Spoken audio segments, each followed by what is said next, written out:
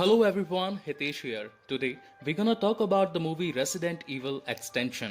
ये इस सीरीज की तीसरी कहानी है. So without wasting time, let's start the movie.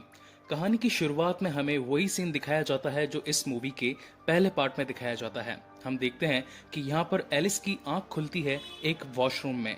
वो वहां से उठकर अपने आप को उस पूरे मेंशन में अकेला पाती है और इसी के चलते वो उस पूरे मेंशन को एक्सप्लोर करना चालू कर देती है. चलते चलते वो पहुंचती है एक लेजर रूम में जहां पर उस अम्ब्रेला कॉर्पोरेशन का लेजर रूम एक्टिवेट हो जाता है. लेकिन कैसे तैसे एलिस वहां से बचकर एक एसी विंड में वहां से निकल जाती है और जैसे ही वो वहां से निकलती है वो पहुंचती है रैकून सिटी के उसी हॉस्पिटल में जहां पर वो सेकंड पार्ट के अंदर दिखाई गई थी. हम देखते हैं कि वहां पर एक ड्रोन मशीन एक्टिवेट हो जाती है और उसमें से काफी सारी गोलियां निकलती है जिसकी वजह से एलिस की वहां पर मौत हो जाती है. उसी वक्त वहां पर कुछ साइंटिस्ट आते हैं और उसे उठाकर ठिकाने लगा देते हैं. लेकिन जब वो उसे ठिकाने लगाते हैं तो हम देखते हैं कि एलिस की तरह वहां पर बहुत सारी उनकी क्लोन यानी कि करीब 70-80 एलिस ऑलरेडी मरी पड़ी होती है. यहाँ पर कहानी का मेन खुलासा होता है कि जिस एलिस की अभी मौत हुई थी वो एक्चुअल में असली एलिस नहीं थी. वो उसके खून से बनाई गई एक क्लोन थी जिसे बनाया था डॉक्टर आइजैक्स ने. टी वायरस की वजह से पूरी दुनिया एकदम विनाश की ओर जा चुकी है. ना कोई इंसान है, ना ही कोई झील, ना ही कोई पेड़ पौधे और ना ही कोई पशु पक्षी. अब जितने भी इंसान बचे हैं उन्हें सिर्फ अपनी जान बचाने का ही ख्याल है. एलिस अपनी एक बाइक पर पूरी सॉल्ट लेक सिटी का चक्कर लगा रही होती है. एलिस के पास में एक रेडियो ट्रांसमिशन डिवाइस भी होता है जिसकी मदद से वो शहर में चल रही सभी गतिविधियों पर नजर रखती है. तभी उसकी रेडियो ट्रांसमिशन पर एक संदेश आता है कि हमें मदद की जरूरत है, कृपया करके हमारी मदद करें. वहां से सॉल्ट लेक सिटी के अंदर एलिस पहुंचती है KLKB एक मोटेल के. वहां पर हम देखते हैं कि जिन लोगों ने वो ट्रांसमिशन सबमिट किया था वो एक्चुअली गलत लोग थे, गुंडे थे जो कि वहां पर आए उनकी मदद करने वाले लोगों की जान ले लेते थे और साथ ही उनका खाना पीना या कोई काम की चीज होती थी उसे चुरा लेते थे. जब एलिस वहां पर पहुंचती है तो वो गुंडे एलिस को भी पकड़ लेते हैं. लेकिन क्योंकि अब एलिस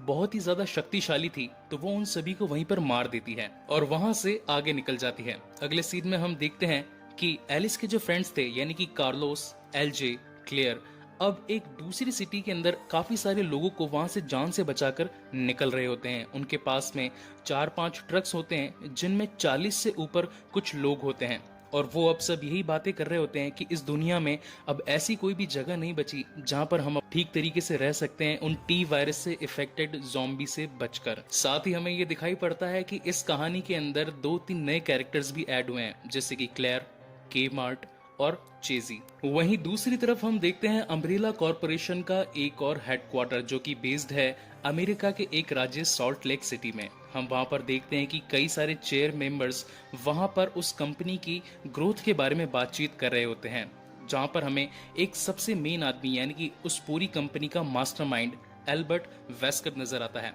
एल्बर्ट वेस्कर वहां पर अपने साइंटिस्ट जिसका नाम है डॉक्टर आइजैक्स उसे पूछता है कि क्या तुमने टी वायरस का कोई तोड़ निकाला है जिससे हम अब वापस से अपनी दुनिया यानी कि वापस से इस हेडक्वार्टर से निकलकर असली दुनिया में जी सके. लेकिन तब वहां पर डॉक्टर आइजैक्स बताते हैं कि अभी तक मुझे इसका कोई भी तोड़ नहीं मिला है और अगर इसका तोड़ निकालना ही है तो उसके लिए मेरे पास में असली एलिस का होना बहुत ही ज्यादा जरूरी है क्योंकि अभी तक एलिस ही एक ऐसी प्राणी है जिसने टी वायरस को अपने खून के साथ मिलाकर एक ऐसा बॉन्ड बनाया था जिसकी मदद से वो काफी ज्यादा शक्तिशाली बन चुकी थी. टी वायरस का असर किसी पर भी होता है चाहे वो जिंदा हो या मुर्दा, उसकी वजह से वो हमेशा एक ज़ॉम्बी में बदल जाया करते थे. लेकिन एलिस ही अब हमारी एक लास्ट उम्मीद है. तब वहां पर एल्बर्ट वेस्कर डॉक्टर आइजैक से कहते हैं कि जितना जल्दी हो सके तुम उस टी वायरस का तोड़ निकालो और अगर तुम ऐसा करने में असफल रहे तो तुम्हें जॉब से निकाल दिया जाएगा. वहीं सीन चेंज होता है और हमें दिखाई जाती है एलिस जिसका पेट्रोल अब खत्म होने वाला होता है. उस पेट्रोल की तलाश में वो एक पेट्रोल पंप पहुंचती है जहां पर उसे पेट्रोल तो नहीं मिलता लेकिन उसे एक किताब मिलती है. उस किताब में एक नक्शा और साथ ही कुछ ऐसी जगहों के बारे में लिखा होता है जहां पर अभी तक टी वायरस का कोई भी असर नहीं होता। किताब में अलास्का की एक आर्केडिया नाम की जगह का जिक्र होता है। तब वहां पर एलिस सोचती है कि अगर मैं अलास्का यानी कि आर्केडिया पहुंच जाऊं जहां पर अभी तक टी वायरस नहीं पहुंचा है तो शायद जीने की कोई उम्मीद नजर आएगी। वहीं दूसरी तरफ कार्लोस, एलजे, के मार्ट और क्लेयर अपनी पूरी टीम के साथ में नेवाडा के एक मोटेल में पहुंचते हैं जहां पर वो सोचते हैं कि हमें रहने के लिए कुछ दिन मिल जाएंगे और यहाँ से कुछ खाना पानी भी मिल जाएगा। लेकिन जब वो वहां पर पहुंचते हैं तो कई सारे ज़ॉम्बी उन पर अटैक कर देते हैं और उसी अटैक के चलते वहां पर एलजे भी घायल हो जाता है। लेकिन उसकी घायल स्थिति को वो बयान किसी के सामने भी नहीं करता और सबके सामने नॉर्मल बिहेव करना चालू कर देता है। जब वहां पर वो सभी लोग उन सभी ज़ॉम्बीज को मार देते हैं तो उन्हें लगता है कि इस जगह पर कोई भी खतरा नहीं है और कुछ दिन यहाँ पर बिताना सही रहेगा।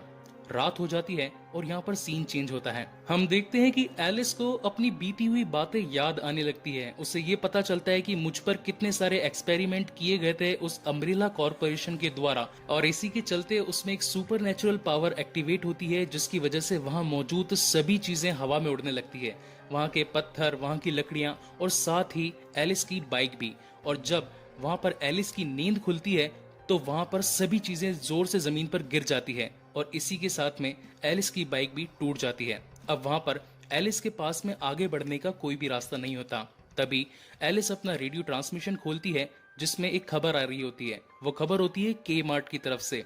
जब एलिस उस खबर को सुनती है कि हम लोग नेवाडा के एक मोटेल में उपस्थित हैं, अगर कोई भी जिंदा है तो हमें आकर ज्वाइन करें ताकि हम आप लोगों की मदद कर सकें। अब क्योंकि एलिस के पास में और कोई भी रास्ता नहीं होता तो वही सोचती है कि मुझे के मार्ट, कार्लोस और एलजे की टीम को ज्वाइन करना ही पड़ेगा। वहीं दूसरी तरफ उस लैब में यानी कि अम्ब्रेला कॉर्पोरेशन के नए हेडक्वार्टर जो कि सॉल्ट लेक सिटी में है, वहां पर डॉक्टर आइजैक्स कुछ नए एक्सपेरिमेंट कर रहे होते हैं कुछ नए ज़ॉम्बीज पर। वो एलिस के खून से बने एक नए टी वायरस के तोड़ को कुछ ज़ॉम्बीज के अंदर इंजेक्ट करते हैं और उनकी प्रतिक्रिया को रिकॉर्ड करते हैं। और साथ ही हमें ये पता चलता है कि उन नए ज़ॉम्बीज के अंदर अब थोड़ी अकल आ चुकी है।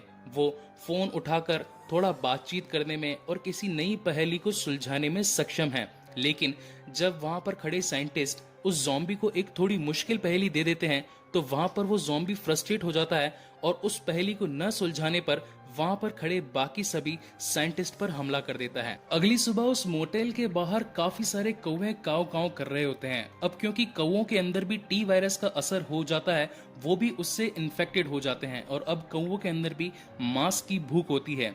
देखते ही देखते वहां पर 2 से 4, 8 से 10 और ऐसा करते करते वहां पर लाखों कौवे आ जाते हैं। अब यहाँ पर के मार्ट, कार्लोस और एलजे सोचते हैं कि अगर इन कौवों ने हम पर हमला कर तो इनसे बचना काफी मुश्किल हो जाएगा, हमें यहाँ से निकलना ही पड़ेगा। और जब वो वहां से निकल ही रहे होते हैं तभी सभी कौवे उन पर अटैक कर देते हैं।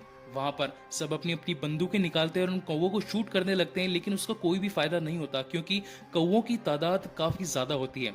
तब वहां पर चीज एक फायर मशीन निकालता है और उन पर आग लगाने की कोशिश करता है ताकि वो कौवे जलकर मर जाएं। लेकिन ऐसा करने में भी उन्हें नाकामयाबी ही मिलती है। तभी वहां पर एलिस की एंट्री होती है और क्योंकि अब एलिस के अंदर काफी सारी सुपर नेचुरल पावर्स होती है, वो उस फायर मशीन के फायर को ऑब्जर्व करके उस पूरी आग को वहां के एनवायरनमेंट में फैला देती है, जिसकी वजह से वो सभी कौवे वहां पर एट द मोमेंट जलकर मर जाते हैं और वहां से एलिस उन सभी की जान बचा लेती है। सभी आकर उसका शुक्रिया अदा करते हैं। तब एलिस कहती है कि मुझे अलास्का में आर्केडिया नाम की एक जगह का पता चला है, अगर आप सभी मेरे साथ वहां चलेंगे तो वहां पर सभी की जान बच सकती है। लेकिन तब वहां पर केमार्ट कहती है कि हम सब लोग 4-5 महीनों से ट्रैवल एक साथ कर रहे हैं। पहले हमारी तादाद 50 थी, 50 से 40 और अब तो 30 से भी कम रह गए हैं। मैं इतने सभी लोगों की जान का जोखिम अपने सर पर नहीं ले सकती, इसलिए मुझे उन सबसे पूछना पड़ेगा। तब वहां पर के-मार्ट उन सभी लोगों से पूछती है कि क्या हम सभी को अलास्का जाना चाहिए। तब वहां पर सभी अपना हाथ खड़ा करते हैं और सभी अलास्का जाने के लिए एग्री करते हैं। लेकिन जब चेस, कार्लोस और एलजे अपना टैंक चेक करते हैं तो उन्हें पता चलता है कि अब तो फ्यूल है ही नहीं, यानी कि पेट्रोल जो है वो आधे से भी कम बचा है और अगर अलास्का जाना है तो हमें काफी सारे पेट्रोल की जरूरत होगी। वहां पर एलिस उन सभी से कहती है कि मुझे लगता है कि लॉस वेगस में हमें काफी सारा पेट्रोल मिल सकता है। अगर हम सब अपने टैंक्स और अपने गाड़ियों को वहां लेकर जाएं तो हम शायद तक काफी सारा पेट्रोल जुटा सकते हैं, जो कि अलास्का पहुंचने के लिए काफी होगा। और सभी वहां से लास वेगस की ओर निकलते हैं। वहीं दूसरी तरफ अम्ब्रेला कॉर्पोरेशन के अंदर डॉक्टर आइजैक्स को ये पता चलता है कि कहीं पर एक बहुत ही जोर का धमाका हुआ था। अब जिस तरीके से रैकून सिटी की हाइव के अंदर रेड क्वीन वहाँ का एक सुपर कंप्यूटर थी, उसी तरीके से सॉल्ट लेक सिटी के अंदर व्हाइट क्वीन नाम का एक सुपर कंप्यूटर डॉक्टर आइजैक्स के पास में होता है। तब वहाँ पर व्हाइट क्वीन डॉक्टर आइजैक्स को बताती है कि मैंने थोड़ी देर पहले नेवाडा राज्य के अंदर एक बहुत ही बड़ा धमाका ऑब्जर्व किया है और हो ना हो ये जरूर प्रोजेक्ट एलिस ही होगी। अगर आप चाहें तो उसे अपने कब्जे में लेकर उस टी वायरस का तोड़ बना सकते हैं। तब वहां पर डॉक्टर आइजैक्स एल्बर्ट वेस्कर के पास में जाकर उन्हें बताते हैं कि मुझे असली एलिस प्रोजेक्ट की लोकेशन का पता चल गया है। वो सभी लास वेगस जाने वाले हैं और हो ना हो अगर हम वहां पर एलिस को पकड़ लें तो हम उस टी वायरस का तोड़ बना सकते हैं। लेकिन एल्बर्ट वेस्कर डॉक्टर आइजैक्स को ये करने से मना कर देता है और कहता है कि तुम यहीं पर अपने काम पर ध्यान दो, मैं नहीं चाहता कि हमारे लोग और हमारी मेहनत जाया जाए। तुम उसका सबसे पहले 100% पता लगाओ कि क्या वही असली एलिस है और अदरवाइज वो असली एलिस नहीं है तो इस प्लान को यहीं पर ड्रॉप कर दो। लेकिन क्योंकि डॉक्टर आइजैक्स के सर पे जुनून सवार होता है एक नई खोज करने का, इसलिए वो एल्बर्ट वेस्कर की बातों को नहीं मानता और उसकी वॉइस को मैनिपुलेट करके यानी कि उसकी वॉइस को कंप्यूटर में बदल के एक ऐसा नया आदेश बनाता है जिसके अंदर पूरी सेना डॉक्टर आइजैक्स के इशारों पर काम करने वाली होती है और उसी के साथ में वो एक नई सेना तैयार करता है उन ज़ॉम्बीज की जो कि एलिस से लड़ने के लिए तैयार होती है। दूसरी तरफ हम देखते हैं कि एलिस अपने सभी साथियों के साथ में लास वेगस पहुंचती है पेट्रोल पंप से कुछ पेट्रोल निकालने के लिए, लेकिन उसी वक्त वहां पर डॉक्टर आइजैक्स के ज़ॉम्बी आकर उन सभी पर हमला कर देते हैं। कार्लोस, एलजे, के मार्ट सभी अपनी बंदूकों से उन ज़ॉम्बीज पर हमला करने लगते हैं, लेकिन क्योंकि ज़ॉम्बी काफी ज्यादा चालाक और काफी शक्तिशाली होते हैं जिसकी वजह से वो उनमें से 8 से 10 लोगों को वहीं जान से मार देते हैं और उसी वक्त वहां पर एलिस अपनी फुल पावर से उन सभी ज़ॉम्बीज को मार देती है। ये सभी चीजें रिकॉर्ड हो रही होती है डॉक्टर आइजैक्स के कंप्यूटर में। अब डॉक्टर आइजैक्स अपनी सैटेलाइट को ये आदेश देते हैं कि प्रोजेक्ट एलिस को बंद कर दिया जाए और वहीं से उस सैटेलाइट के थ्रू प्रोजेक्ट एलिस 2 मिनट के लिए बंद हो जाती है। अब क्योंकि एलिस के पास में काफी सारी सुपर नेचुरल शक्तियां होती है जिसकी मदद से वो सैटेलाइट के चिप को वहीं तोड़ देती है और फिर से एक्टिवेट हो जाती है और एक्टिवेट होकर वो लॉस वेगस में जो वहां पर डॉक्टर आइजैक्स अपनी पूरी टीम को लेकर आया होता है उस पर हमला कर देती है। लेकिन उस हमले के चलते वहां पर कई सारे ज़ॉम्बी भी आ जाते हैं और वो डॉक्टर आइजैक को काट जाते हैं। अब क्योंकि डॉक्टर आइजैक अपने जान को बचाना चाहता था तो वो वहां से हेलीकॉप्टर में बैठकर अपने हेडक्वार्टर की ओर निकल जाता है। जब एलिस उस पर बंदूक से निशाना लगा ही रही होती है, लेकिन वो सोचती है कि अगर मैंने इस हेलीकॉप्टर को शूट किया तो यहाँ से अलास्का पहुंचने का रास्ता भी बंद हो जाएगा क्योंकि यहाँ पर तो पेट्रोल है ही नहीं और इसकी वजह से एलिस डॉक्टर आइजैक्स को अपने हेलीकॉप्टर के साथ में वहां से जाने देती है। अब जब सभी लोग साथ में आते हैं यानी कि क्लेयर, के मार्ट, एलजे और कार्लोस, तो वो सभी डिसाइड करते हैं कि अब हमें उस हेलीकॉप्टर को ढूंढकर वहां से अलास्का जाने की तैयारी करनी चाहिए। अब क्योंकि वहां पर जो बहुत ही सारे ज़ॉम्बी थे जिनसे लड़ाई करी थी उन सभी लोगों ने उसी मुठभेड़ के चलते वहां पर कार्लोस भी एक ज़ॉम्बी के बाइट की वजह से इन्फेक्टेड हो जाता है। अब वहां पर कार्लोस उन सभी से कहता है कि मुझे एक ज़ॉम्बी ने काट लिया है और मैं थोड़ी ही देर में ज़ॉम्बी बन जाऊंगा, इसलिए मैं आगे जाता हूँ और तुम सभी के लिए आगे जाने का एक रास्ता तैयार करता हूँ। वहां पर एक काफी इमोशनल सीन क्रिएट होता है और वहां पर एलिस कार्लोस को जाने से मना करती है, लेकिन लाख कोशिशों के बावजूद भी कार्लोस नहीं मानता और उन सभी को समझाता है अगर थोड़ी देर के अंदर मैं वहां तक नहीं पहुंचा और मैंने तुम्हारा रास्ता क्लियर नहीं किया तो मैं भी एक ज़ॉम्बी बन जाऊंगा और तुम सभी की जान पर एक खतरा बन जाऊंगा। तब सभी लोग उसकी बात से एग्री करते हैं और एक गाड़ी और एक बड़े से ट्रक के साथ में वो निकलते हैं उस हेडक्वार्टर की मेन लोकेशन पर। हम देखते हैं कि वो जो कार जिसके अंदर बाकी सभी लोग बैठे होते हैं वो एक जगह पर रुक जाते हैं और वहां से कार्लोस उस बड़े से ट्रक के साथ में आगे जाने लगता है।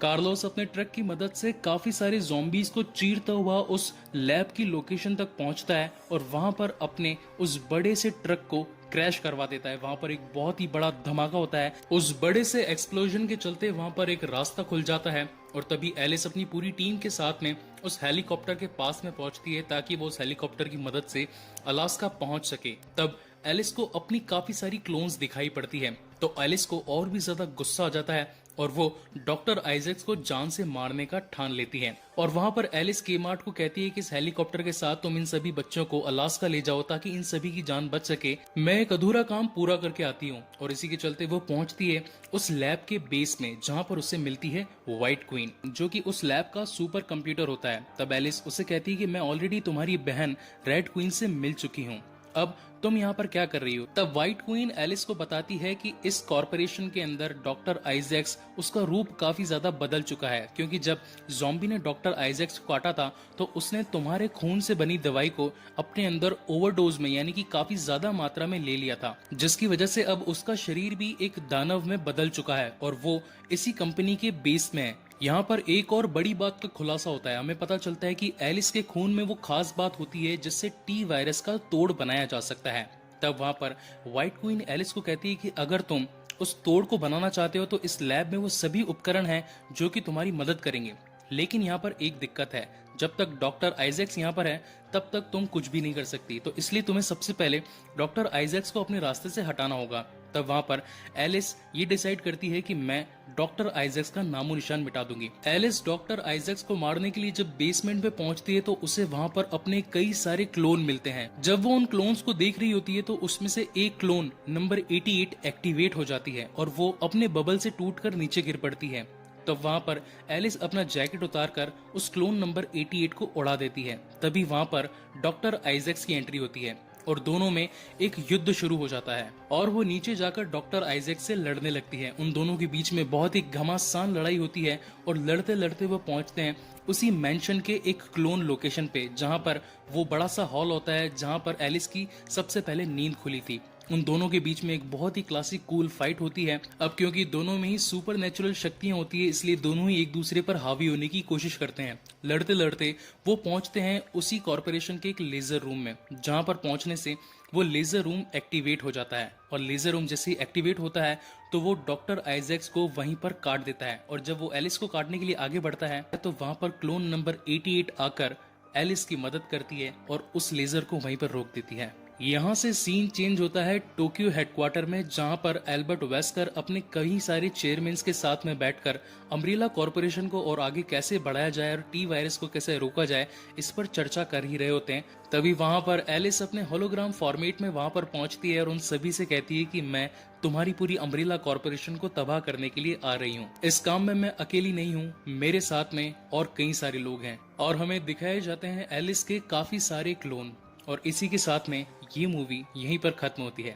गाइस, आपको ये मूवी कैसी लगी प्लीज मुझे लाइक और कमेंट करके जरूर बताएं। और अगर आप मेरे चैनल पर नए हैं तो प्लीज मेरे चैनल को सब्सक्राइब जरूर करें। इसका अगला यानी कि 4th पार्ट मैं जल्दी ही अपने चैनल पर अपलोड करूंगा। Thank you very much for watching this video.